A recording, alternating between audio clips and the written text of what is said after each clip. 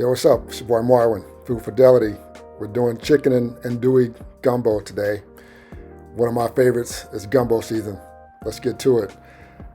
I want my chicken and sausage gumbo to be heavy on the chicken flavor and heavy on the sausage flavor, true to the title. All right, so the way I do it is I start by seasoning at every step, particularly the chicken. I got a nice Creole mix that I made at home. You can use your favorite that you can buy in the store, and I season all sides of the chicken.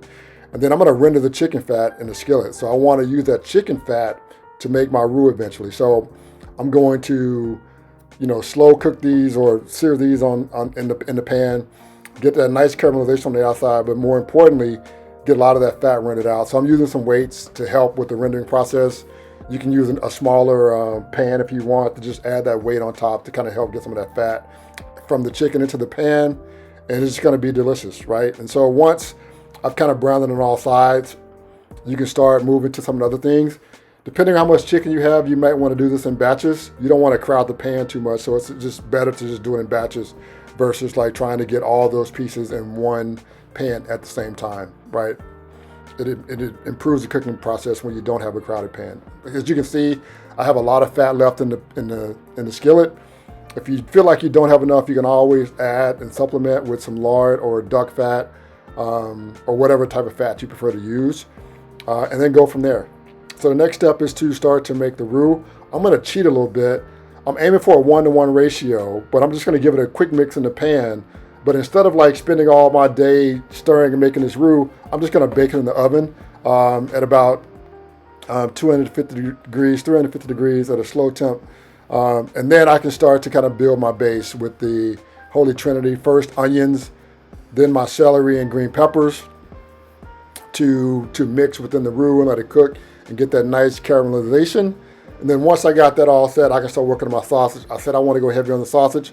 I got some andouille sausage that I got sliced, and then I diced up some regular smoked sausage, plus some red peppers, some garlic, and I'm just gonna saute that into the main pot that the gumbo is gonna be cooked in. As I said, I'm seasoning my go, so I'm adding some more of that Creole seasoning, and I just want to render some more fat and get some of those flavors together to start just kind of building my base. I'm gonna add that roux mix back to the pot. I got a little bit of Worcestershire sauce. I'm going to add a little more flavor, a little more savory, a little more umami, along with some hot sauce. This is optional, but I like a little bit of hot sauce to add. I'm using a homemade chicken stock, but you can use store-bought if you want. And again, you see me, I got to keep flavoring as I go.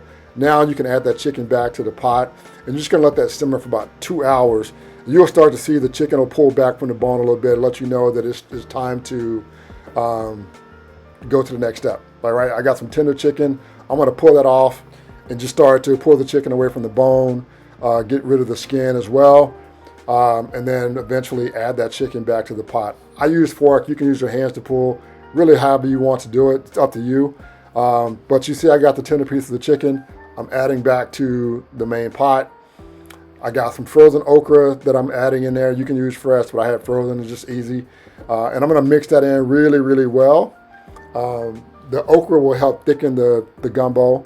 If you don't like okra, you can always exclude it and go with filet powder, which will also thicken as well. As you can see, I got a good looking gumbo. I got that dark roux. It's smelling in my room, so I got the aroma, the spices, the garlic. It all smells like a taste of New Orleans, in my kitchen. I think you're gonna love the dish. Really, you can kind of eat this as is, add more hot sauce, use some bread. But hey, take a look. Let me know if you like it. Definitely hit that red subscribe button. Keep getting recipes from me each week. Thank you. Peace out.